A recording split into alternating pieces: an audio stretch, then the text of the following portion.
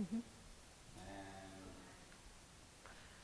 And in regards to that, LSU is kind of waiting to see what the state does, but since we're in Orleans Parish, masks are advised indoors. So let's just finish the class and everybody try to stay masked when we're indoors. If we're outdoors, of course, we all know the drill. We can take them off. So we just want to, or you can keep them on. We want everyone to be safe. We're all seeing what's going on. So let's just get through this class. Yep. All right, and get vaccinated. Next week, I will send a reminder email that we are here. I did get some emails from members of the class this week about quizzes. If you need to retake a quiz for some reason, like your computer glitched halfway through or you got locked out, just let me know. Make sure you do, because we're down to the wire now with the coursework. Look back at your grade book, and if you missed any quizzes or you still need to do them, and I know quite a few of you have a few here and there that you need to catch up on, please take care of that in the next 2 weeks, okay? We don't want anyone to lose those points towards their final grade. If you have questions about that, just let me know via an email, and I can kind of walk you through opening it back up, but most of them should be accessible to you guys, no problem. There were some issues with the mobile app also. Is anyone in this class having problems with it? What issues are you having with the... Okay. Yeah. That's so weird. Yeah, because I was able to get it on my Android, but if you want to stay after, we can take a look on your phone if you have it with you. And I did forward that to IT, so hopefully I get a response. Yeah, it was like 2 weeks running and then we finally were Yeah. I It could be like a weird update we don't know about or something, if I had to guess. But I did get it to work yesterday when we were emailing back and forth. So yeah, if you're having issues with the app on your phone, please let me know. We want to work out all the bugs as much as we possibly can, because other Master Gardener trainings that are gearing up for this fall will be using the platform that we're using for the first time, which is exciting. Okay, everyone got their final presentation topics, right? Okay, good. And if you're absent, you let me know. I think. And yes, we just pointed out this morning, some of the videos, the program was automatically putting sunset dates on. Yes. And so Anna's gone back in and making those without sunset dates, so they will still be accessible. Yes, and the vegetable and fruits lab is now accessible again. Thanks for letting me know. If you ever see a bug like that, just let me know, and I can take care of it. I think that's it. Yes? So when the class is over, we still access those? Yeah, and we're going to use that Moodle kind of virtual space in the coming years too, so I'll be adding to it, we'll be updating things, it'll always be current, and you guys have access to it forever. As long as the internet exists. Yes.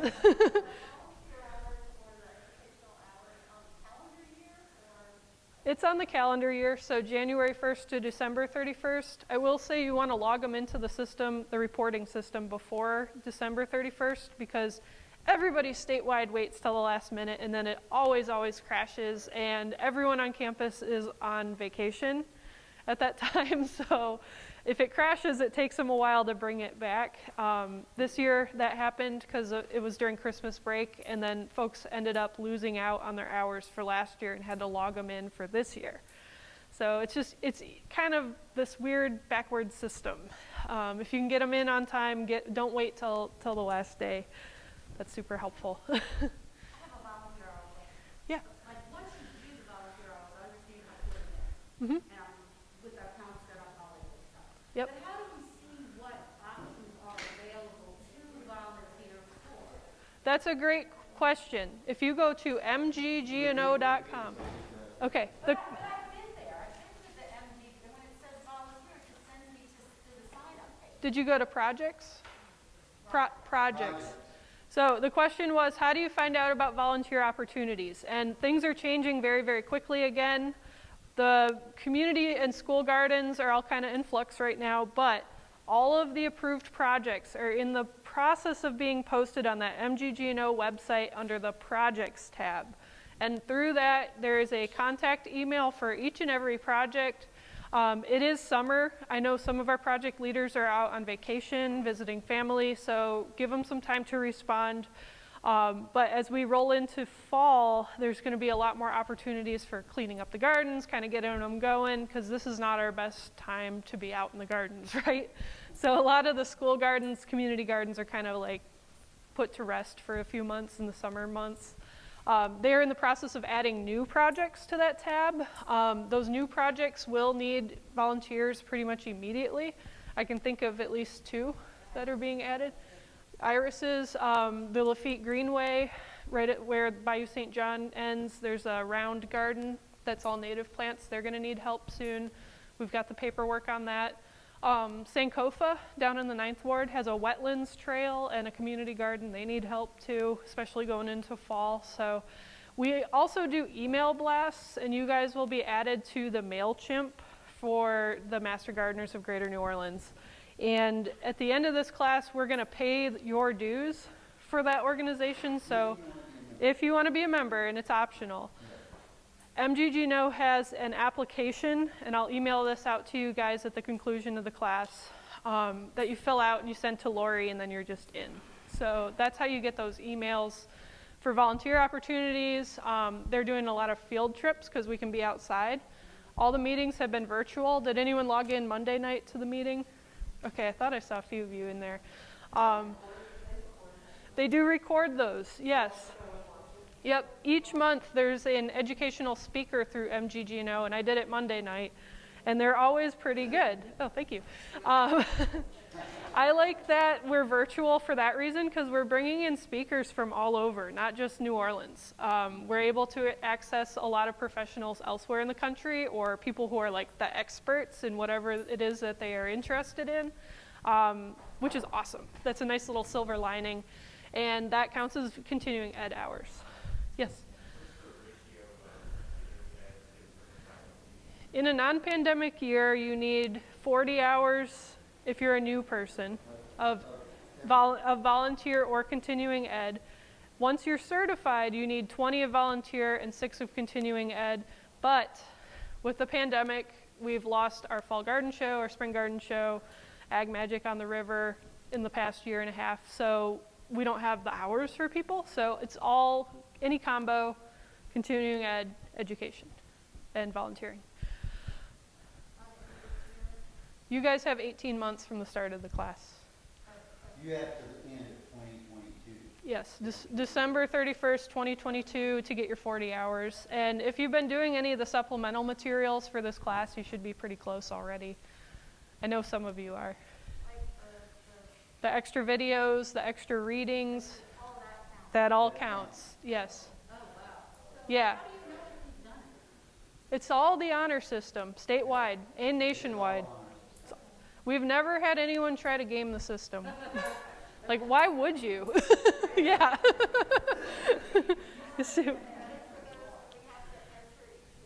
You do not have to enter them individually, no. You can enter them as MGGNO or Master Gardener Training supplemental material. Just kind of keep a tally of how much time you spend on it. One entry. Those people usually enter like right after the meetings. They'll put it in, or you can wait till the end of the year and say, I attended 6 meetings, that's 6 hours, boom, 1 entry. We're not checking, Do it at least every other month. so you don't forget. Yeah. I'm watching my Mhm. meeting. I wasn't sure if I should have gotten out when you guys were talking or stayed through the meeting. Y'all can give us a prompt for us to leave or just. Oh, no, you can stay, yeah. Oh, yeah, oh, yeah. I did stay the whole time. Yeah, and usually, like, if it were in person, there's a lecture, and then there's the business meeting after, and some people do choose to go, but most people stay. Okay, Yeah. I wasn't sure which I should do. Yeah, yeah, that's a good question. I'm assuming if we didn't like have security, that someone would tell us. But is that registered? Do we get a notice so that we can say you've been in, you know, Yeah, you're cleared? supposed to get a notice. Because we can use this for schools. Yeah. Yes. Because I know I signed up, but I haven't received one. Okay, they're going alphabetical, and it's not just our group, it's the entire state, so So, but we should get something back. you will get something back. That box is checked, Yes. And then if somebody asks for it, we'll You'll be able to have it. Say, who will it be coming from? It's a third party, we have no idea. You got through yours? Westall, and I got mine, but I'd already done it before, so I don't. Okay. That might have went through a little quicker. With the background check, we don't know anything about who the company is. It's a third party. That's part of keeping your Well, we know info. who the company is, but Well, they I give don't. us- They don't give we us can't any get info. anything from them except Yeah. Okay, so it should come past from us. fail. It goes directly to you. Like, I have no idea who this company is because I'm not getting a background check. I have it through a different thing. Okay. Did everybody else get one? I did it, but I never saw any feedback from it one way or the other. It's taken a while, and I can't hear. I just expected mine to come back, because I had a transportation worker Okay. present it, so. Yep. Other questions about kind of housekeeping stuff before we jump into the lectures? We do want to get outside as soon as possible. Okay? Oh, yes. Question here? I just wanted to verify that the information you were talking about with the project volunteer opportunities was the MGGNO. Master Gardeners of Greater New Orleans, mggno.com. If you Google Master Gardeners New Orleans, it's the very first thing. They also have a Facebook page and an Instagram that we post a lot of educational opportunities to. I just posted one today. There's a butterfly talk through Jefferson Parish Library Systems. One of our Master Gardeners is going to give an online lecture about butterfly gardening in New Orleans, which that counts, right? So I try to post stuff like that as often as I get it, which is pretty frequently. So that's how we all kind of stay connected. And one of the meetings was gonna be a project fair that may get canceled, part of the class. Mm-hmm. We're watching what happens with, the mayor and COVID and all that. But we're gonna have, the celebration and the fair, but we'll see how that turns out. Yep.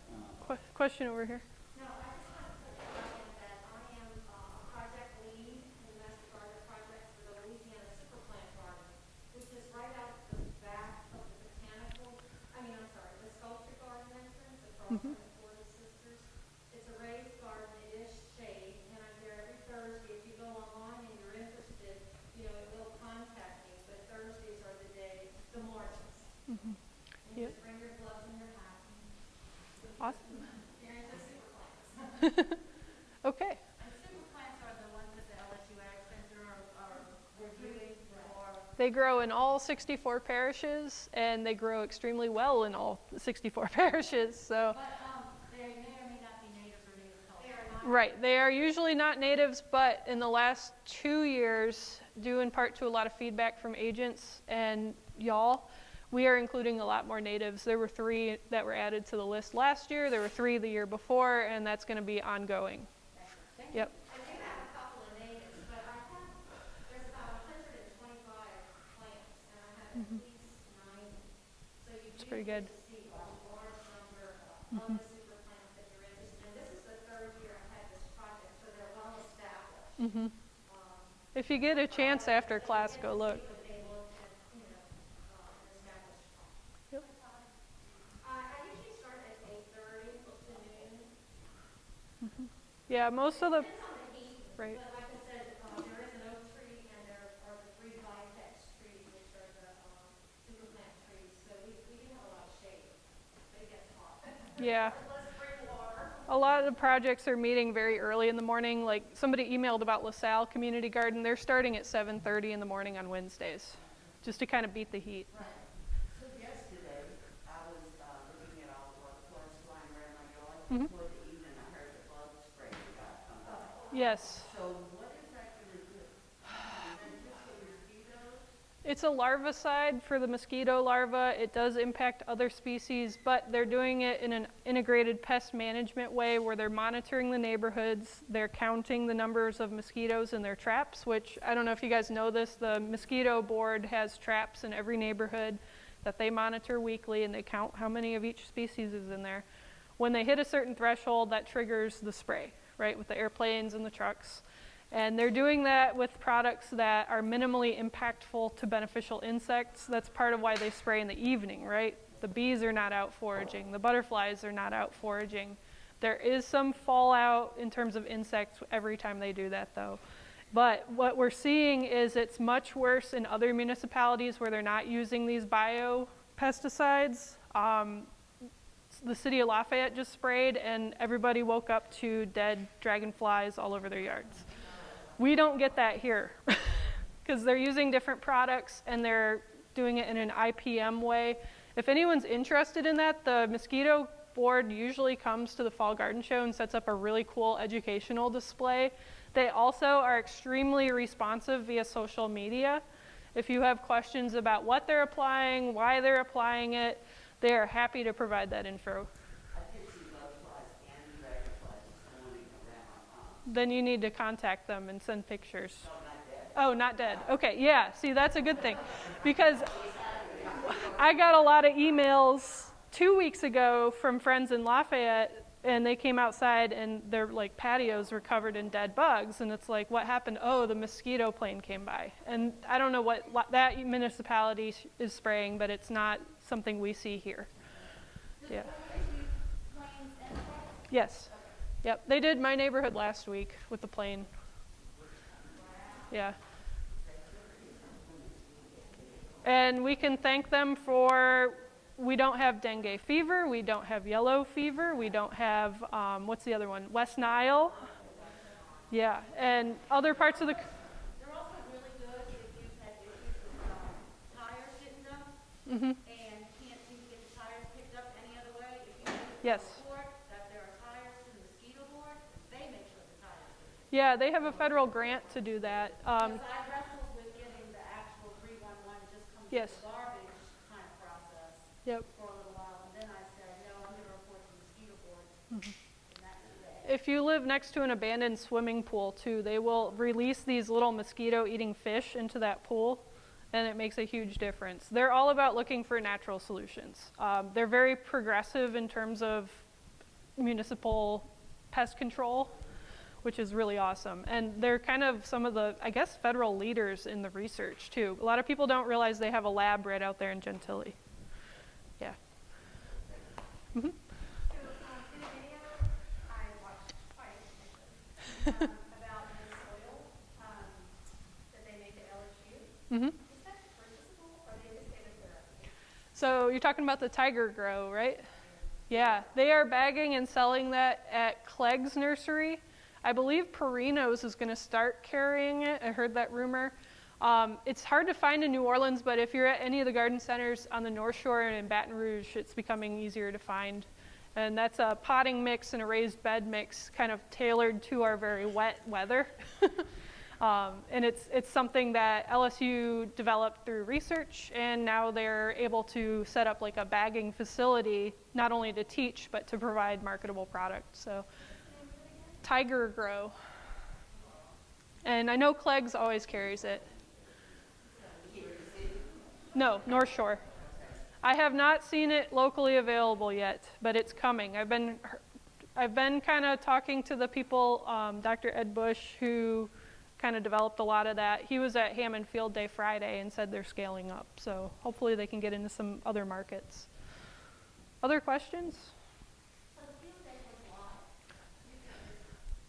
It was.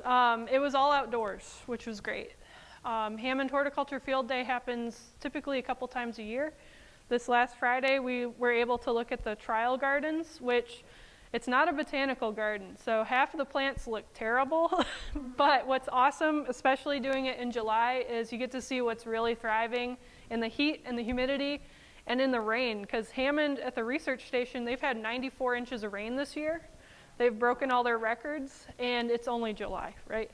And everything was still very soggy, but the plants that were really thriving, it was cool. We got to vote on our favorites, so there's going to be an industry choice awards system where we will be able to kind of recommend plant material that survives all that. So, yeah, it was fun. Learned a lot. They do virtual tours, and they have an online database, which is accessible to you all. That counts as education hours, too. If you look up Hammond Research Station, they have cataloged everything in the gardens, and they're providing data if they have it on how it's growing, how it's not growing, which is important, right? And you see pictures of everything. So it's almost like a virtual tour. They've been uploading a lot of videos too, which is cool. And that research station's open to the public again. You can go there, you just sign in at the front desk, and you can walk around as much as you'd like and take a look at all the different experiments. And it's beautiful. Yep. Other questions?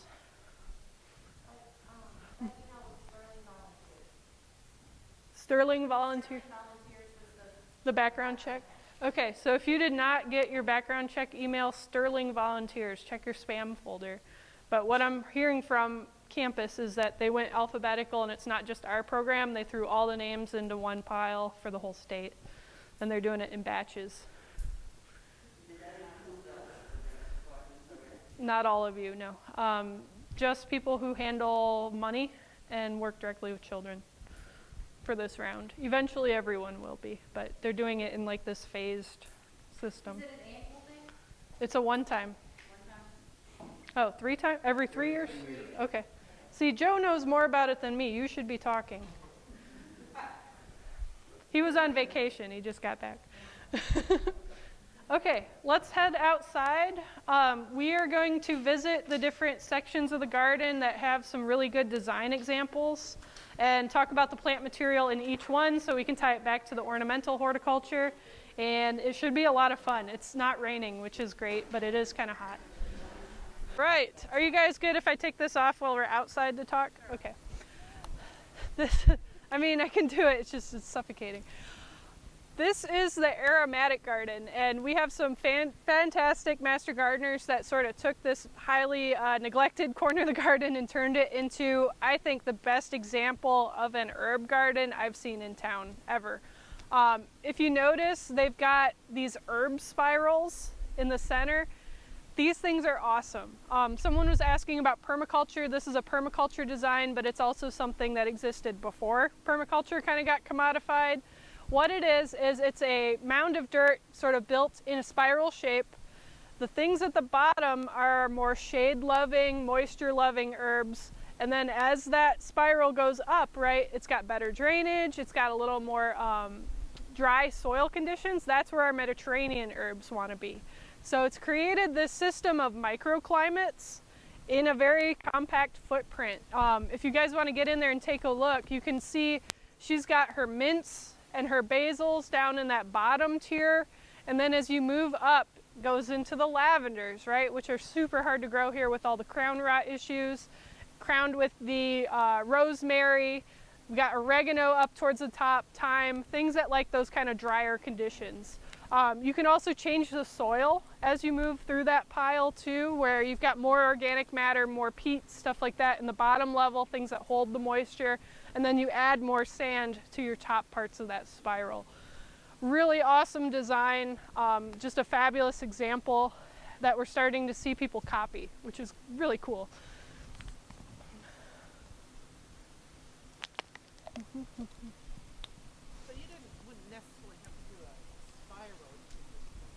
You could do levels, yeah. And I think this one, yeah, like a cake almost. Right.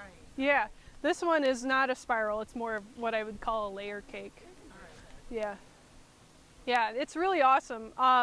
In terms of plant material, it's a mixture of things that have a lot of scent. So it's some of our older roses, the bush roses, the chinensis roses, a lot of salvias, sweet almond, buddleia, things that have a scent. And when you're out here in the early evening, it's very apparent. That's when a lot of these plants release their scents to attract pollinators, mostly at night, so your moths primarily. And it's just a wonderful, wonderful smell out here. What is the trick? Good drainage at full sun. Yep. If you look at where she's got it tucked in here. And it's just like in hot stand in the ground. Just all the leaves fall. Dang. I'm not very loud, so listen up. If you look along this back wall, what are they growing? That's mint, right? Anyone who's grown mint knows that it gets out of control very, very quickly. They've got it contained in these tubs that are buried in the ground, very similar to what we saw with the Louisiana irises last week. It's creating a microclimate, a little bit wetter area where it's got drippers in it. It's holding that soil moisture. Mint likes that soil moisture, but it's also keeping it contained and keeping it from taking over the entire garden. So if you're growing these different varieties of mint, if you plant them next to each other, eventually you're going to end up with all one kind of mint. Has this ever happened to anyone? One will always bully all the rest of them, and then in a couple years you're left with just the orange mint or the spearmint typically. If you want your different kinds of mint, like your narrow leaf mint, your peppermints, your apple mints, stuff like that, there's a million different kinds of mints. Keep them separate. So how deep are those containers? How deep are they? They're probably less than 6 inches deep. Oh, okay. Yep, and that's all it takes. Wow, that's great. And that's the mint. It's got a couple of holes in the bottom with these, yes. Yep, and it looks like these are either tree pots or some sort of like animal feed tub situation. You can get stuff like that at Tractor Supply. I've seen them there.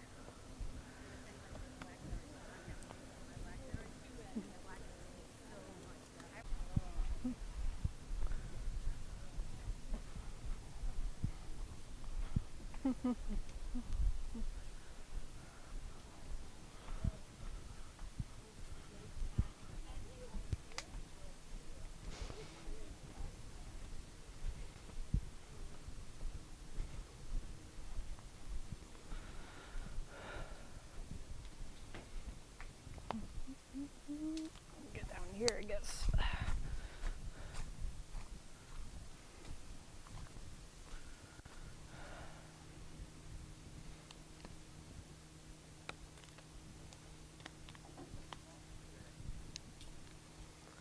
We are coming up that walkway. Bamboo, right? It's a lot cooler, right? It's kind of an enclosed space. Did anyone notice straight ahead when you first walk in, there's like this little vignette with a stone lantern and a highly trained pine, a miniaturized pine? That's intentional, right? Anyone that studied Japanese gardens or heard that lecture, it's all about borrowed views and framed views, a sense of nature within a contained space. That is a really intentional move. As soon as you enter the garden, the first thing you see is this idealized nature in miniature, right? Now that we're in this larger space, this is meant to symbolize like the household in a typical Japanese garden. So you would be living inside and then looking out through this space, it would be almost like a picture frame around the view of the garden. That's very intentional as well. Did you notice anything about the pathways coming in?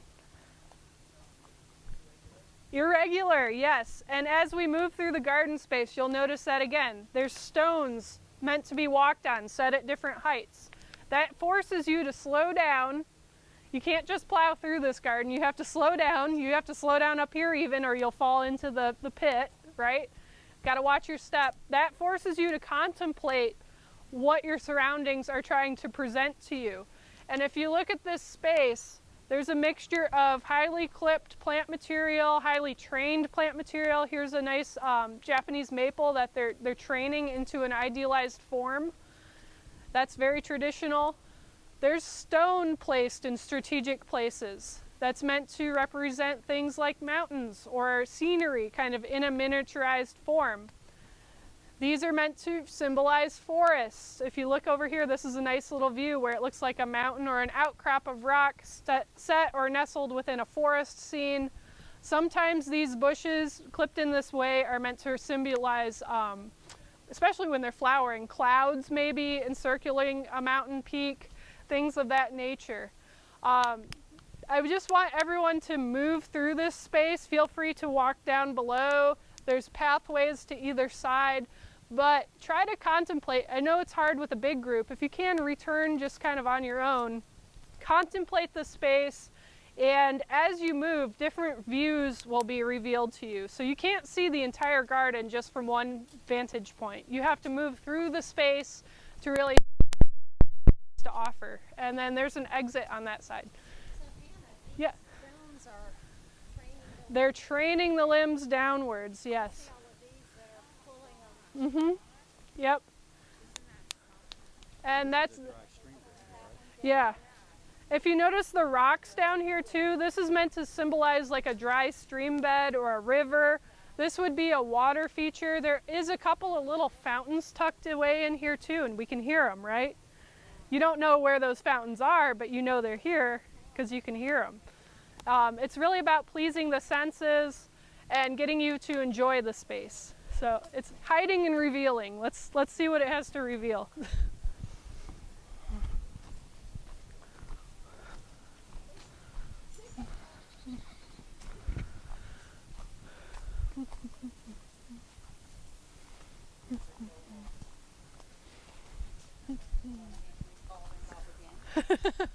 I feel like this garden doesn't get the love it deserves. It's a really good example of what it is.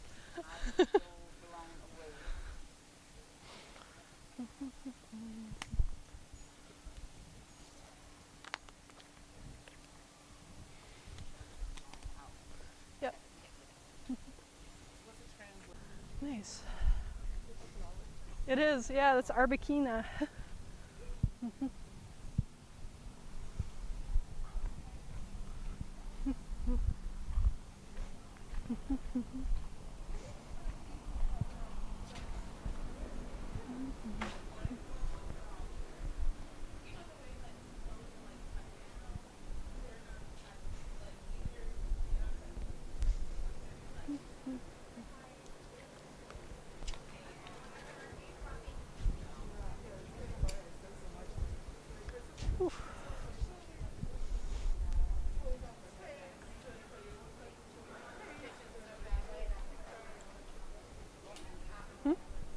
Cover trellising a little bit. He had his cucumbers there. I think they're done. Yeah.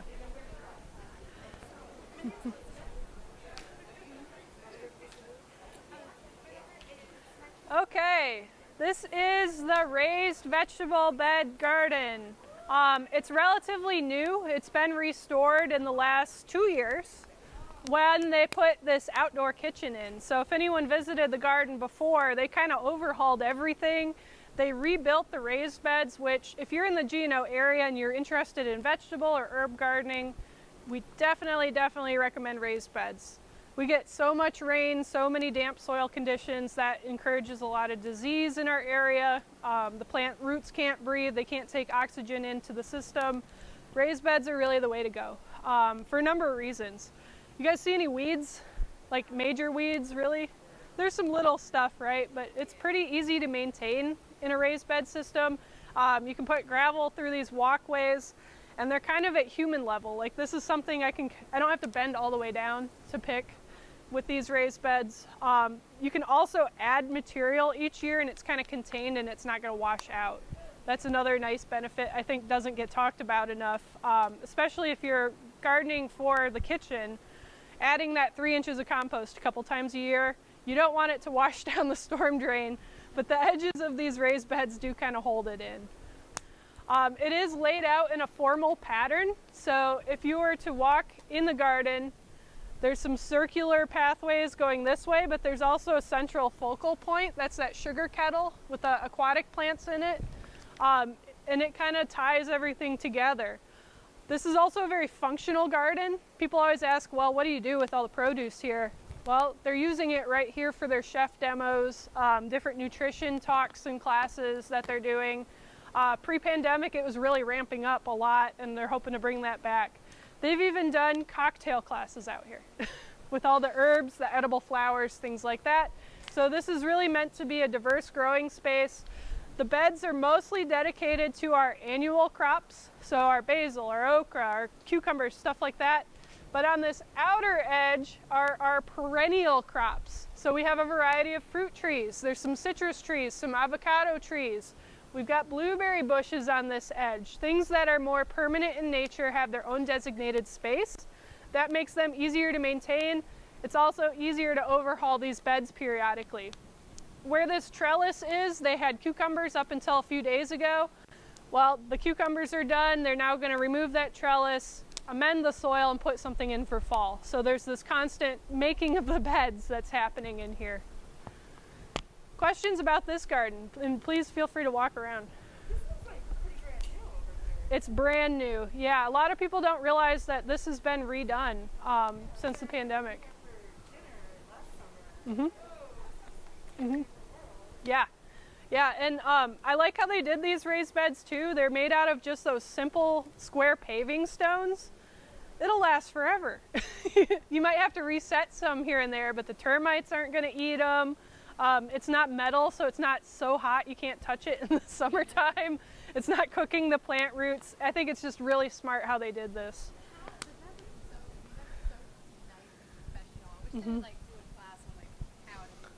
How to set these pavers?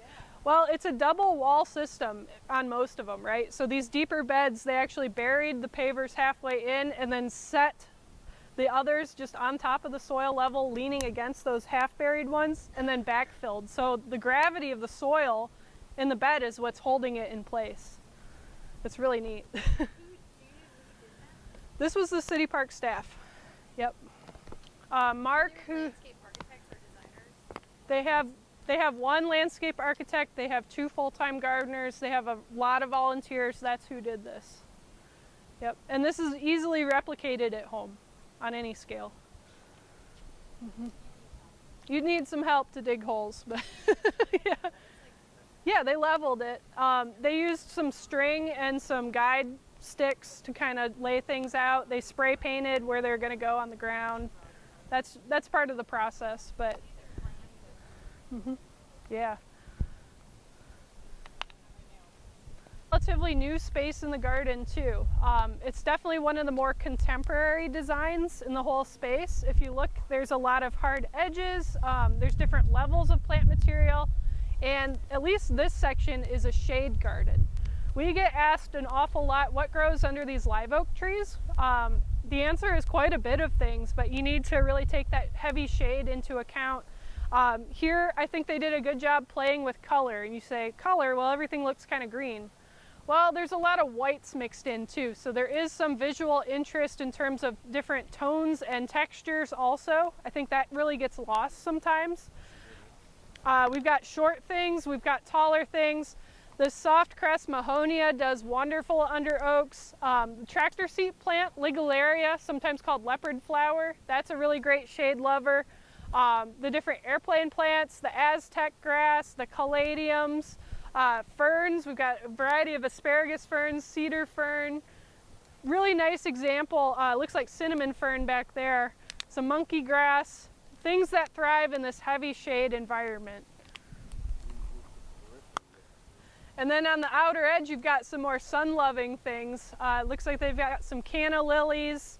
It's hard to see what that is. Maybe sweet bay. Hydrangea. Yeah, this is a wonderful little hydrangea.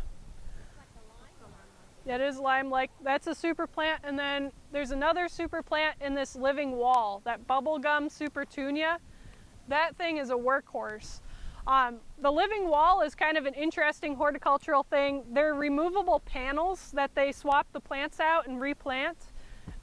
You can see some of them have burned out towards the top. It's really challenging this time of year to keep it looking good. But they do swap out the plant material from time to time. It's almost like Legos. You can build it and rebuild it as many times as you'd like. There's irrigation that kind of trickles through those panels. It keeps everything hydrated. And I really wish that fountain was on, but I think it needs to be serviced. But that bubblegum supertunia, that's a super plant. There's another one that's got more of a white flower to it that's also a super plant. Just blooms all year long until we get a freeze. Have you seen that at all the nurseries? I haven't looked for it yet. They're selling out just about everywhere, yeah. I'm looking for it. Full sun, yep. Yep, full sun. Yep, contemporary space though. Huh? There is an oak leaf hydrangea in the native plant garden. Yep, and it's huge. It's getting some size to it. Alfred. The dark green leaves that are curled over these round plants. That's tractor seat plant or Ligularia. Tractor. Tractor seat plant is the old New Orleanian name for it. Yes. Ligularia. Ligularia. There's many different kinds too, and they do flower. Yeah, usually yellow, like a daisy, like they're Asteraceae. So, walk this way.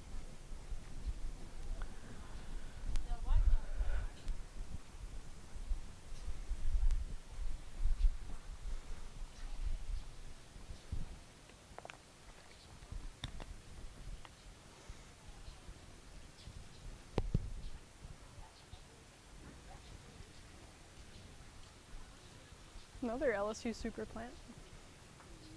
Yeah. Love the sound of it. This is a relatively new section too. Has anyone been back in here for the first time today?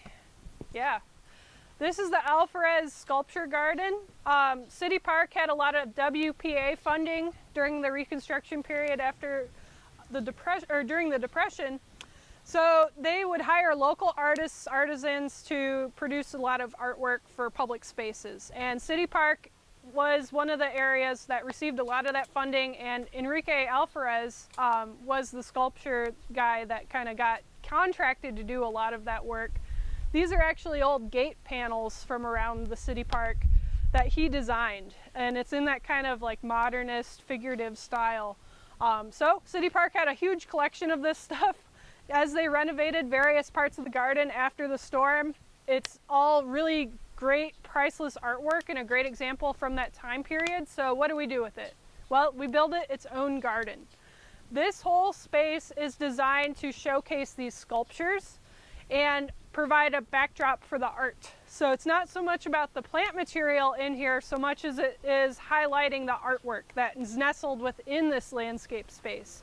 You can see it's very kind of muted in terms of the plants that were chosen for this area. We've got some ground cover with this Asian jasmine. There's these rolling mounds that provide some visual interest, some sense of space. So as you move through the garden, it changes, right? That's intentional. These lady palms are also kind of low maintenance. They're just kind of a spray of green. They're not really visually interesting or distracting you from the art, right? Nothing here is intended to distract you from the artwork. This central fountain has an LSU super plant incorporated in its design. Anyone see that lemon sedum in there?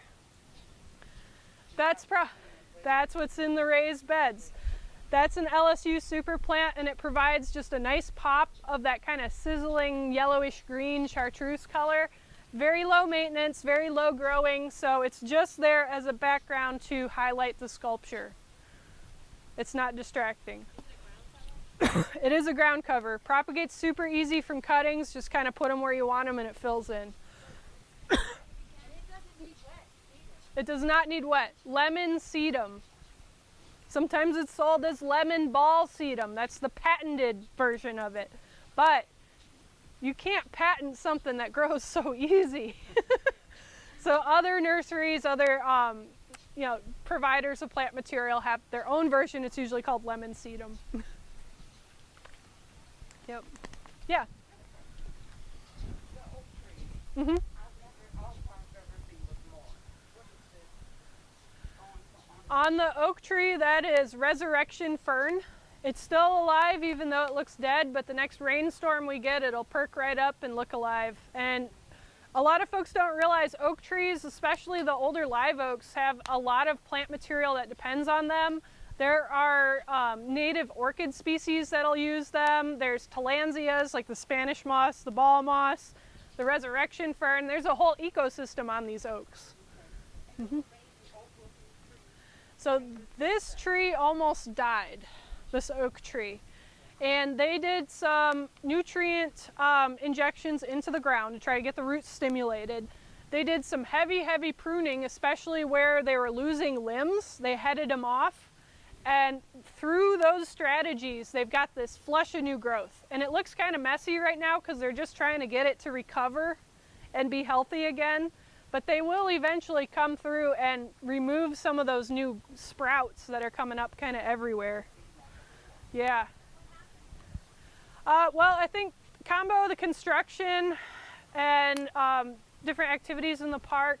The what? Like borers. Oh, it had borers, Joe's saying. Yeah, they've done a nice job because losing something this old would have been a problem and getting it out of here would have been a problem. So they were able to save it. Yep. Okay. Example of a formal parterre garden. We have a very kind of fancy structure right here, right, with a conservatory. This style of gardening came out of the French tradition. Back when France was colonizing much of the world, they had a lot of plant material coming in that they wanted to showcase. They had a lot of money to play with to hire gardeners. It was kind of a golden era to be a gardener back in that time period, Louis XIV's kind of time period. So this is meant to replicate some of that classical French garden design. We've got our Court of the Two Sisters here. The doors open, and what's your first view? The central lily pond, right? This is a central axis. It's meant to lead your eye from there into the garden space. Conversely, if you're down at that end of it, it leads your eye to this magnificent palace, right? So that's intentional. To either side, we have our parterres. Parterre is French for compartment. So these are compartment gardens. And in each little compartment, we have a different variety of rows here in this case. Parterres are defined really by their clipped, very hard lines. It's highly fabricated. You know, it's not a very naturalistic or loose design element. These are those dwarf wax myrtles, remember? Traditionally, they would use boxwood or yew. So parterre gardens, we've got focal point in each one, these wonderful trellises, but it's all very symmetrical, it's all very controlled. And this dwarf ageratum is a really great plant, if anyone hasn't seen that before.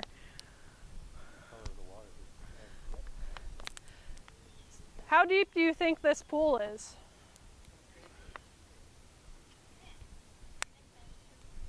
It's about this deep. They actually dye the water. I say a foot or two. Yeah, it's about a foot and a half. Here's one of those mosquito fish. Good. But they actually dye the water so that it looks deeper than it is. Oh, the water's dyed. Yeah, yep. Oh, okay. So why dye it as opposed to not paint it black? If it were painted black, it'd get pretty hot. These large water lilies are the largest species of water lilies. This is the Amazonian lily. And there are pictures of Victorian children sitting in these. Oh my gosh. They're just fascinating. Do they dye the water to prevent algae? That too, yeah. Yeah, that's a new leaf unflooring.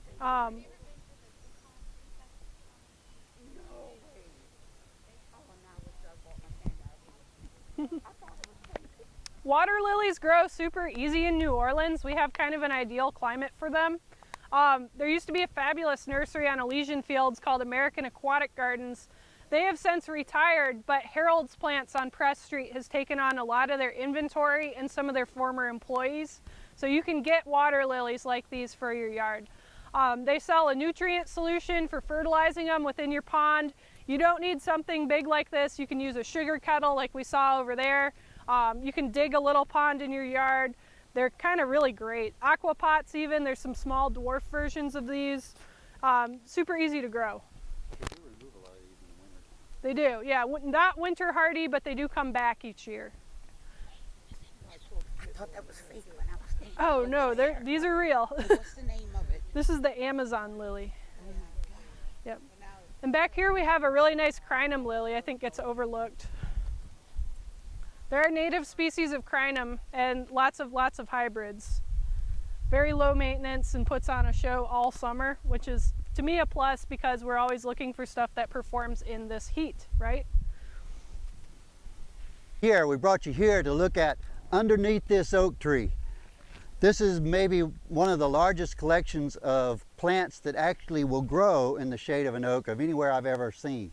If you walk through, you can see there's lots of gingers, there are some other plants in there. All of them have the name in there. There's the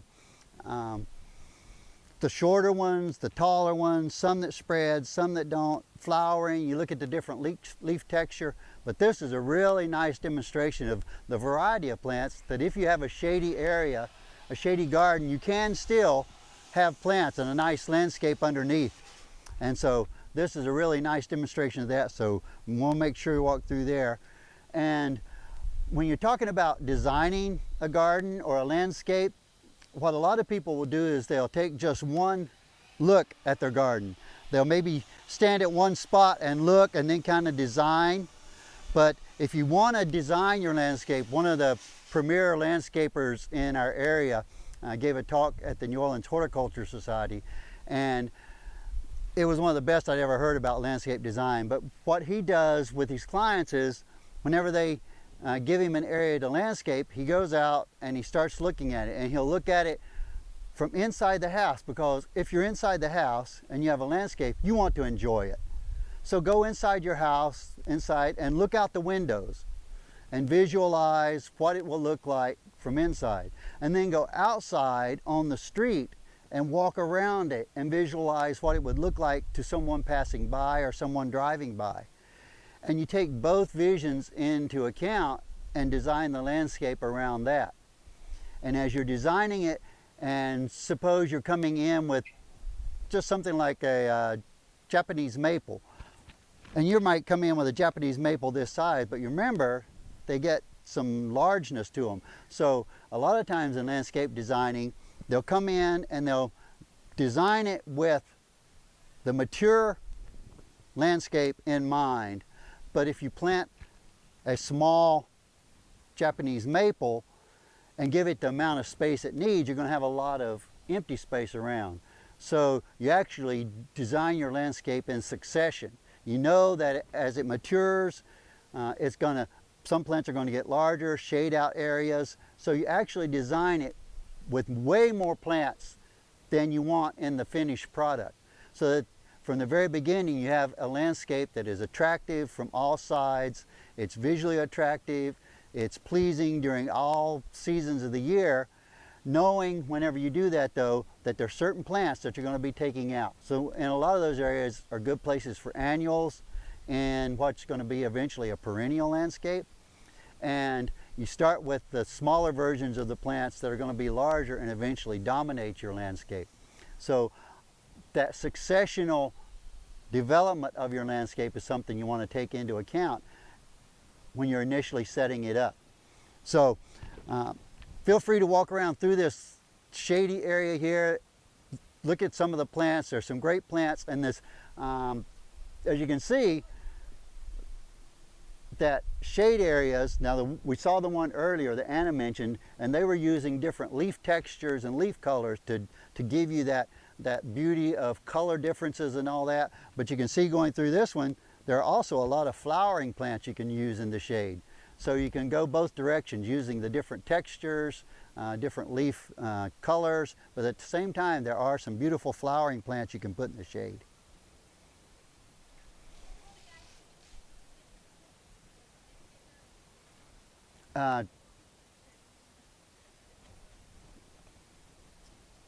Terry, I forgot his last name. I can get it for you though. I would be interested. Okay. I'm in the process of a design right now, and I am doing that because I want to see it from my house, but then I also want to know Yeah, I mean, it was fabulous. hard time trying to. He just figure out. goes in and looks, because if you don't look, a lot of people will design it from the outside looking toward the house. And then when they go in their house, it's not really that attractive. And especially if you have a larger window, you want it to be a panoramic view that is gorgeous to you, because that's where you spend more of your time, is inside looking out at it. Leaves this big, biggest tractor seats. It's a Ligularia, Ligularia gigantica, but there are a lot of other Ligularias that are much smaller. There's one over here that has kind of a wavy leaf. As Anna mentioned, there's some that are called leopard plant, and they actually have leaves like that, peltate leaves, but they have yellow dots on them. And so they're spotty, but all the Ligularias are good shade plants. And so you can have them like that tractor seat plant that it'll make a huge plant, big leaves, very tall spike of yellow flowers, and then there are smaller versions and different leaf structures, or textures. So those are ones that you could actually probably plant mostly Ligularia, different Ligularia varieties and species under a tree, and still have a lot of interest.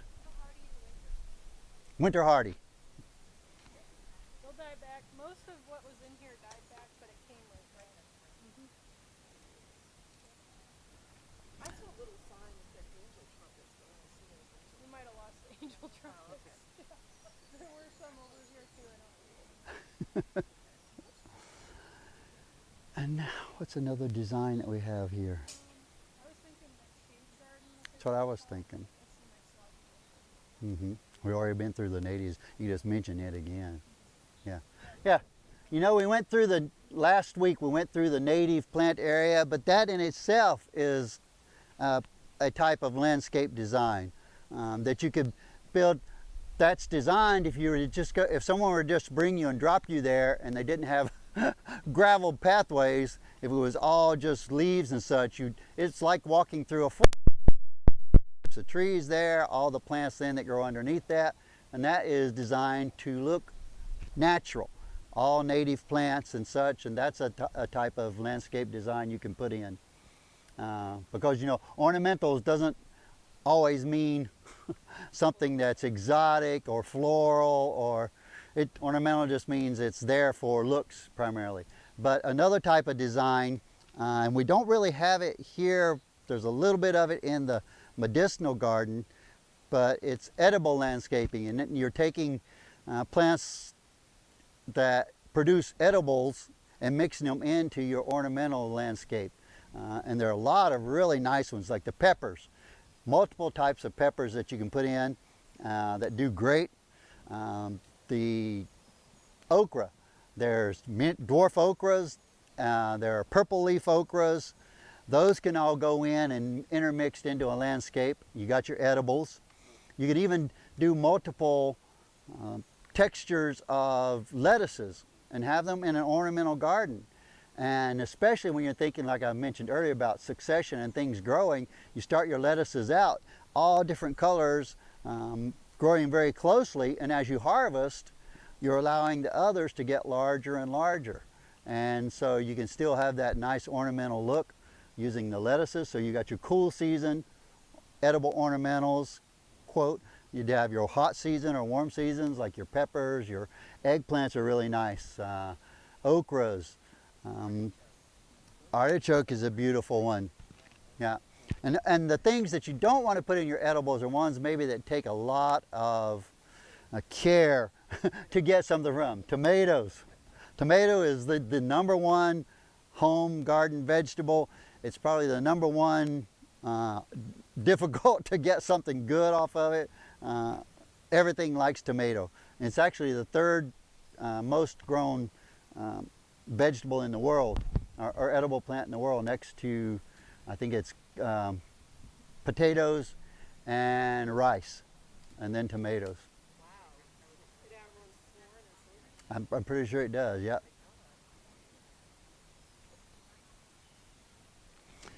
So where do we want to move to? The shade. Yeah, well, I mean the natives. We're going to walk over toward the native garden now.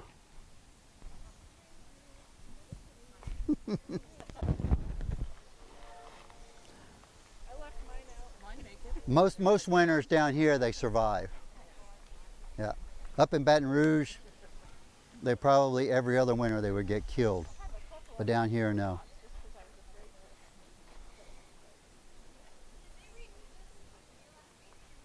They've been working on it, yeah. They've done some pruning, I know. Yep, that's the bridal veil. And this is another one. This one's actually the shade, you know, mostly a shade garden here, and it's designed to showcase the plants that will do well in the shade. And you can see this is deep shade, and when you're standing under a live oak, you got shade all year long. It's not just in the spring and the summer, but in the wintertime they don't lose their leaves. See lots of nice bromeliads in here. You'll find a lot of gingers in here again. Gingers are a really great shade plant for us. The different types of ferns. They did have the Australian tree ferns in here. Yeah, there's one back here. I think over here. They do great. It's only about every 5th or 6th year that it gets cold enough to freeze them. So if you like those, they grow fast. They have some down here that froze 2 winters ago, but they had been here for like 7 or 8 years. They were 6 feet tall. Nice specimens of the tree ferns. And some really large ones. Uh-huh. You know why they get the name tree fern when you see them when they grow for a long time. Yeah. They really do make trees. So walk around and take a look at these. There's the different, like the foxtail fern there, asparagus fern. Yep, the holly fern is really nice. It has a deep, dark green, lustrous leaves.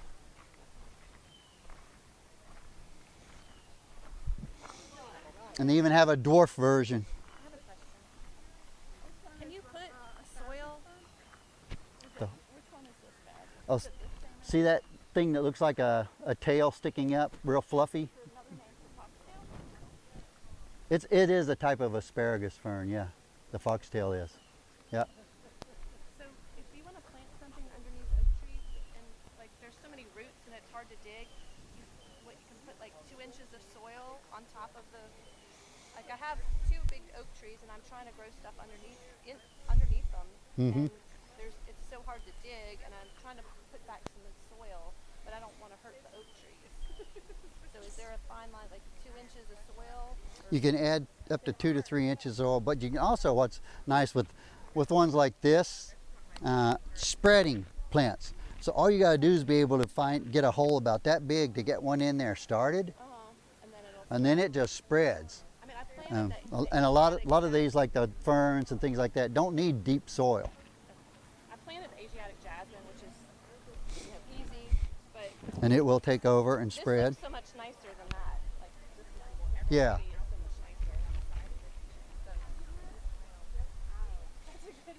nicer. I wish this one were flowering. Toad lily, that's beautiful flower on those.